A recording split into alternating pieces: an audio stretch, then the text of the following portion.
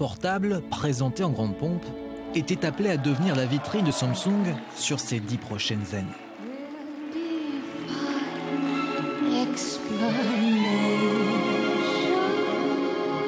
Un téléphone dont l'écran se plie en deux, Samsung voulait être le premier constructeur à commercialiser à grande échelle ce type de produit. Manque de chance, à 3 jours de sa sortie mondiale, quelques journalistes américains diffusent ce genre d'images et vidéos.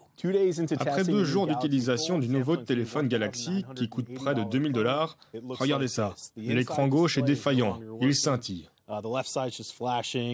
Évidemment, ces critiques et ces images ont très vite fait le tour des réseaux sociaux.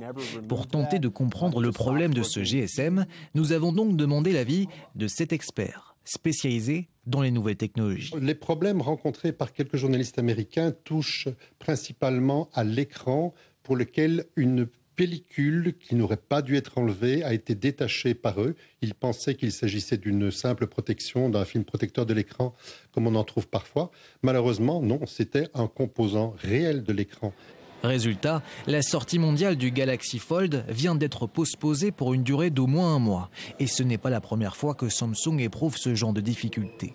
En 2016, le constructeur coréen a été confronté aux batteries du Galaxy Note 7. Celles-ci pouvaient littéralement exploser.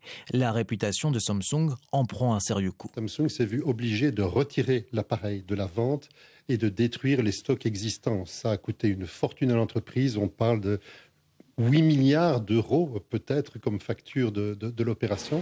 Ici tout de même, nous sommes dans un tout autre scénario. Samsung préfère retarder la commercialisation de son GSM que de revivre un retour massif d'appareils défectueux. Clairement, l'idée est de protéger l'image de marque du constructeur, surtout auprès des marchés porteurs. Le Brexit